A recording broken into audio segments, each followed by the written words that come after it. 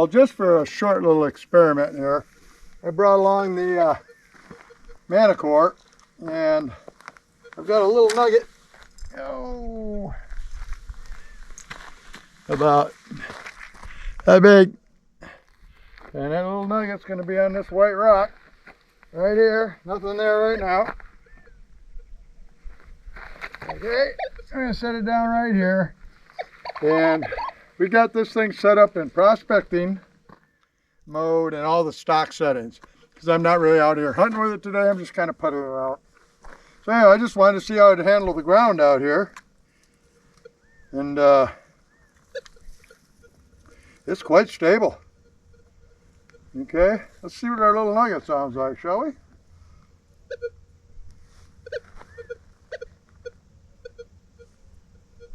It's there, it's definitely there. Okay, so we're going to change the settings a little bit, or have a look here what we got. Everything's stock. Goldfield General, volume of 20, noise cancels at -7. Maybe we'll redo that. Okay. Ground balance is at 2. Recovery speed's at 6. Now these are all the stock settings. So let's try it again here.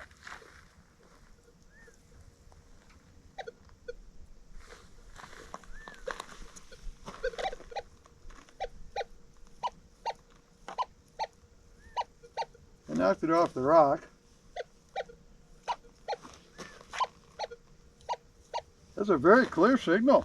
And this is the 11-inch coil. And the reason I'm not hunting today with this is because I'm kind of waiting on the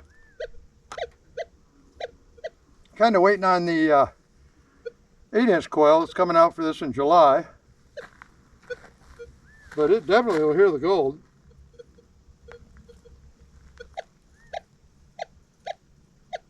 It's laying right about here. So it will work, I'm assuming.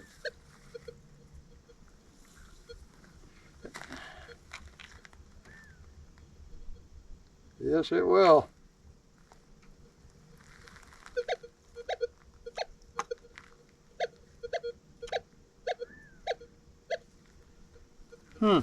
Well, you know, when I get some more time on this is only the second time I've had it in my hand and actually swung it.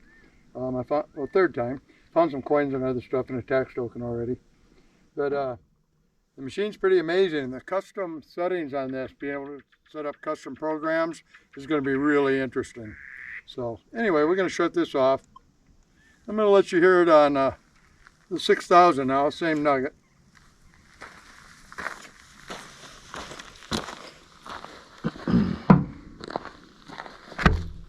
Okay, let's see what this has to say about that nugget. That's a lot heavier.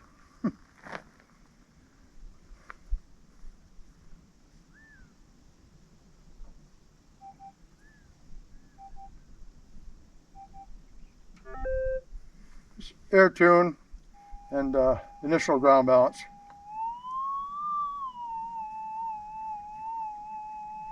I'll turn that volume down a little bit.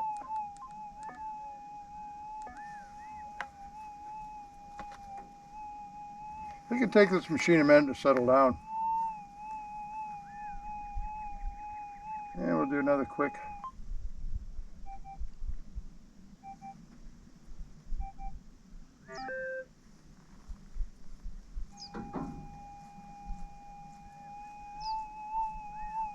Okay, we're pretty smooth. It'll settle down as it gets warmed up and ready to go. So we'll go over that same nugget.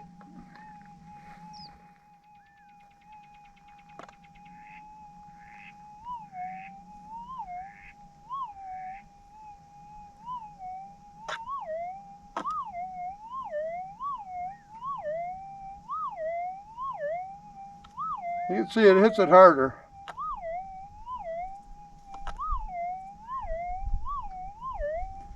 But the Manticore sounded pretty good on that thing. I'm kind of interested to play with that a little bit.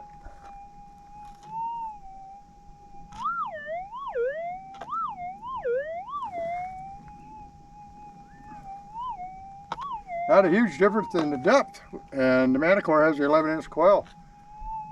And this is a real crystalline nugget. I brought it out here on purpose because they're harder to hear. Interesting. Okay, well, the Manticore is definitely capable. Where's my nugget at?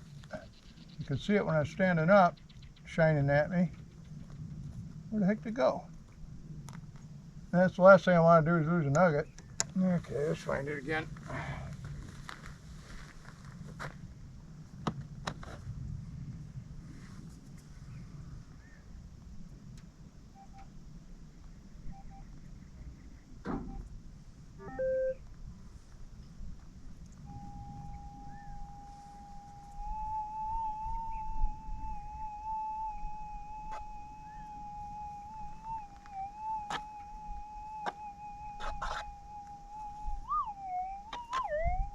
Okay. Right there. Right in there somewhere. Right there. Got it. Laying right on top. Hard not to get it. Okay. Anyway, my friends, I'm going to get my stuff on. And we're going to go out and do some hunting. I don't know if you could even see my head during most of this because it's hard for me to set that camera up like that. But anyway, we're going to get out. We're at San Domingo on a club claim. We're going to go out and see about finding some gold. Well, somebody's done a lot of work here. This whole hillside's been raked down and moved around a little bit. The funny thing is, I just got a target right here in their pile.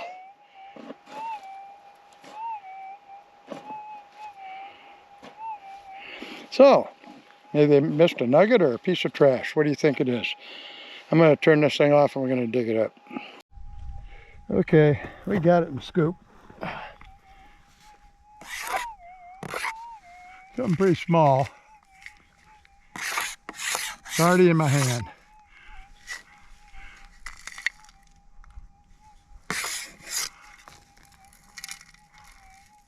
That yellow leaf gave me a jump.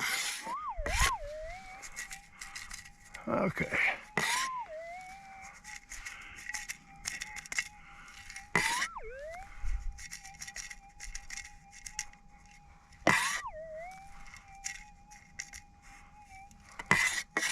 Okay, in my hand. Oops. One of those little clumps of dirt. What do we got here? It's in my hand, right there. It's a piece of gold. Right here. Looks like gold anyway.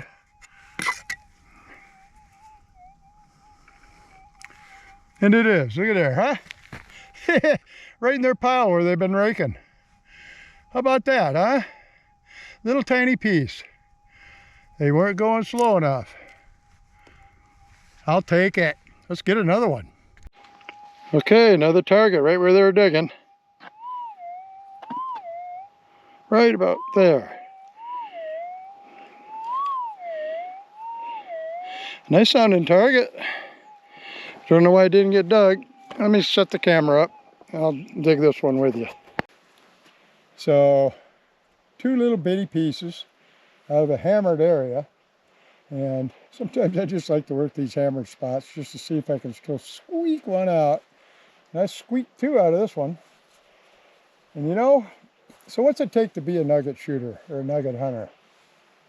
Well, it takes a lot of patience. And if you're not a fellow that has a lot of patience, you might want to reconsider before you start doing this one. I don't know. You know, the hunter-gatherer thing kind of took away from us all. Because we could just go to the grocery store or go buy fish. I don't even got to go fishing anymore except for fun. But to be able to get out here and actually be looking basically for a needle in a haystack. Seriously. And you got a machine out here walking around with one of these. And you're hoping to hear that sound. It indicates there's a piece of gold or other metal in the ground. The funniest thing to me, and I've said this over and over, is how many people go out in these areas and they get that signal in the ground and somehow they magically know it's trash and walk away from it and leave it in the ground. Well, guess what happens when you do that? They end up in my little jar. or somebody else's little jar. And these guys aren't real big. I don't even know, you probably can't see them, but they're tiny. And a lot of people also, the first thing they say, well, what are those worth? Well, to me, they're worth a lot because I spent time digging them. Monetary value? Well, until you pile them up with a whole bunch of others that size, it's not worth a whole lot. Probably not much at all. But the thing is, it gets me out of the house. It gives me something to do. It is quite a thrill when you start this out and you're new at it and you're not doing real well at first. And it took me a year to get my first nugget, people. I'll tell you that right now. Yeah, I started out a long time ago. First I had a Garrett groundhog, I think it was called, noisy machine. And then I got a White's Goldmaster 2 and had a nice little meter on it. And that thing was just so pretty, I knew I was going to find a lot of gold. Well, I didn't. And I always went back to dry washing because, well, I always get a few specks of gold dry washing no matter what. I'm fluttering around with my hands because of all the bugs out here. But you always get gold with dry washer most times. And I'm going to test this hill out and see how much gold's on it. But anyway, I was got a Fisher Gold Bug 2 at this time. And I was hunting in a little area on a club claim. And I'd hunted about 4 or 5 hours with a detector that day and gave up on it and went dry washing. Well, I did pretty good dry washing that day. And I got a couple nice pickers, you know.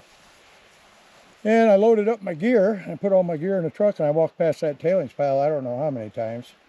And I decided to go back and swing over that pile because a fella that I was getting to know slowly, along with some of the other old-time nugget hunters, his name was Jim Straight. And Jim's gone now, sadly, but he sure taught me a lot. And one of the things I always stuck in my little head up here is follow the dry washers and always check your own tailings piles. Okay, so your coarse header pile, think about it for a minute. You're classifying to 3/8 diamond size, right? Anything bigger than that falls off into the tailings pile. Well, back in the old days, the old timers didn't have a way to find that unless they dug through it by hand. And nobody was going to do that. They'd pick something up if it was right on top, but they wouldn't dig for it by hand. They already dug the dirt once, you're not going to do it twice. So they'd walk away from them. And in the old days, there was a lot of gold in these tailings piles. But anyway, they were finding so much small gold. Okay, fine gold, they're finding a couple ounces a day in a lot of cases or more. And they could have cared less about losing a 1/4 ounce nugget or even a 1 ounce nugget. They just keep digging the small stuff, that's the sure thing. But anyway, I walked past that tailings pile carrying my stuff up. I had a Keen Puffer dry washer at that time. Carried it all up to my truck. Got it all loaded up. Got in the truck and thought, I better check that pile. Grabbed that gold bug, and I walked on there and I swung one time over the top of that pile and it just screamed at me. And I looked down there and I could see it. Okay, it was right on top of the pile. And it weighed about a pennyweight, a couple grams. And I had walked past that nugget. It slid off the top of my dry washer. I never saw it. And I kind of, at that time, that was my first nugget. Okay, and I was pretty proud of that nugget.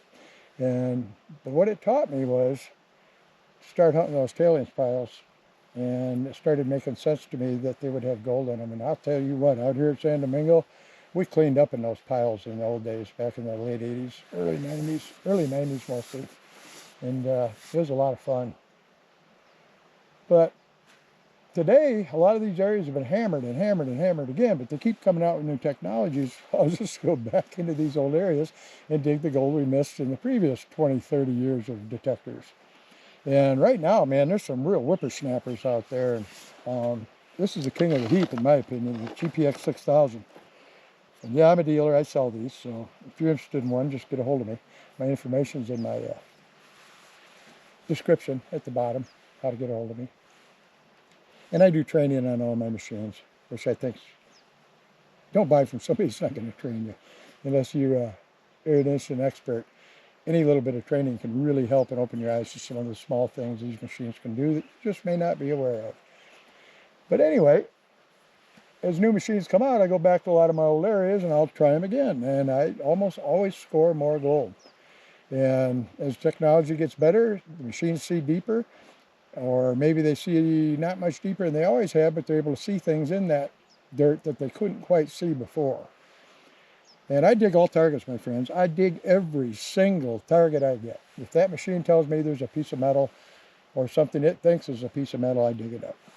Again, who the heck am I to be out in a gold field? Somebody shows me and says, yeah, I found a lot of good gold here and stuff. And I'm out there squinting and trying to hear those little targets like I dug today, them little bitty things. And all of a sudden I hear a boomer. Well, gee, that can't be gold. Everybody's worked here before. Well, I'm going to tell you something. Just probably 40 feet from where I'm sitting right now, the guy that bought a machine from me back, March, maybe February or March, came to this very spot and found an 8-gram nugget. 8 grams, okay? And I'd never really hunted here before. And it's not a club claim, and I'm in the club, but I just never thought to swing my detector over this big dirt pile that they pushed up with a bulldozer years ago looking for values underneath. But the gold here at San Domingo is fairly well distributed throughout the gravels here, and this has been concentrated by mechanical erosion, like water, you know, eons of wind exposing them. But they can be just about anywhere. This placer is 300 million years old. Think about that for a minute. That's a lot of time, and it's been moved around. The gold's been moved around with the dirt. So it can be just about anywhere, and it is. And back in the old days, we used to get a signal, just look down and pick it up. Pretty wild. But anyway, I've had a pretty good day today. And I got back out. All the flowers are gone now. And the remnants of that super bloom we had are still here, but most of the plants have quit blooming. Right now we got mesquites blooming for a second time for some reason. And cat claw and the white thorn acacia are both blooming now. So my bees are happy about that. Yeah, I'm a beekeeper too. And they're still bringing in nectar and pollen and still filling honey supers. So, yeah, could probably end up with 60, 80 pounds of honey this year. Got lucky. So, as far as the day goes, I think I'm about pooped out. It's going to get warm, but I don't know what's going on with June. We haven't had a 100-degree day yet in Morristown, and it's going to be in the 80s and low 90s the rest of the week or the next 10 days, they're saying. It's unheard of. All that rain we got, and now June has not been over 100 yet. It's going to be a short, hot summer instead of a long, hot summer, and I'm liking that. Because in July, it's going to get hot. I don't care what happens. It's going to get hot. It's going to get over 100. We see it up to 117. And the monsoons and yada, yada. So anyway, I'm going to be hunting in the mornings mostly, and I've been pretty busy around the house, is why I haven't put up as many videos as I normally do over the last month or so. I'm going to get back with it. Sometimes life gets in the way, and the life that's in the way isn't worth filming because it'd just bore you to death, so I don't bother. But for right now, my friends, like, subscribe, ring the bell, and I'll do my best to teach you how to get over a nugget. And that's probably the whole purpose I do this. Anyway, I can shoot her out.